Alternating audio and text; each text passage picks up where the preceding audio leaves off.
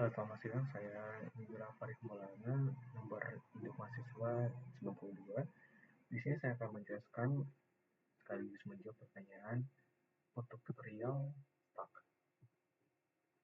Di sini terbagi tiga segmen, yaitu analisis penggunaan STAK, verifikasi sistem, dan efisiensi dan batasan.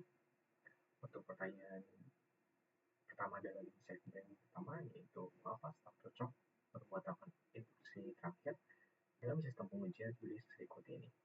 Apa kelebihan STAK dibandingkan struktur data lain seperti array atau query dalam konteks ini? Untuk menjawab ini, STAK dipilih sebagai struktur data utama dalam sistem ini karena prinsip LIFO, yaitu last in first out.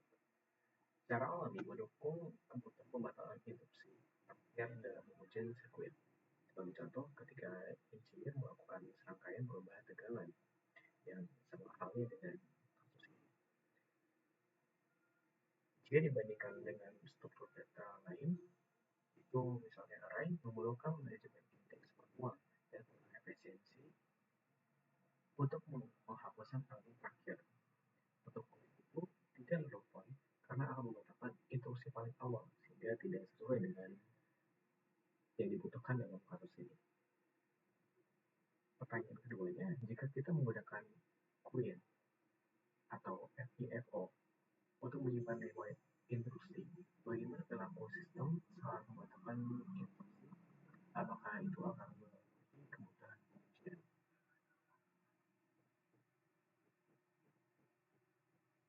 pengujian? Yang terjadi akannya sistem akan membatalkan instruksi paling awal, bukan yang terakhir. Tidak memenuhi kebutuhan pengujian karena urutan pembatalan tidak sesuai dengan yang dibutuhkan. Selanjutnya untuk segmen kedua, yaitu modifikasi sistem. Dalam modifikasi sistem ini ada pertanyaan pertama, itu bagaimana Anda memodifikasikan sistem ini untuk mendukung fitur ulangi instruksi, mengembalikan instruksi yang dibatalkan dari Bredor.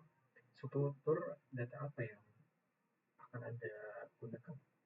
Dalam kasus ini bisa menggunakan fungsi ulangi instruksi ini bisa menambahkan stack sekunder.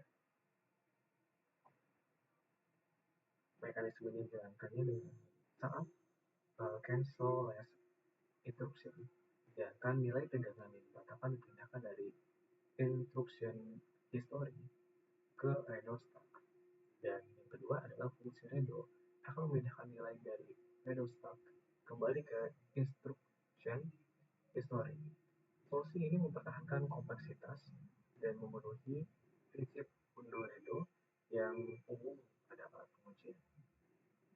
Selanjutnya, jika instruksi pengujian mencakup lebih dari satu parameter, misalnya tegangan dan arus, bagaimana Anda akan mengadaptasi stack untuk menyimpan data tersebut? Untuk bisa mengadaptasi ini, bisa menyimpan parameter tambahan, misalnya arus. Bisa juga menggunakan stack yang untuk mengelompokkan data. Dengan demikian, stack akan menyimpan objek instruction secara utuh dan memastikan konsistensi data saat pembatalannya.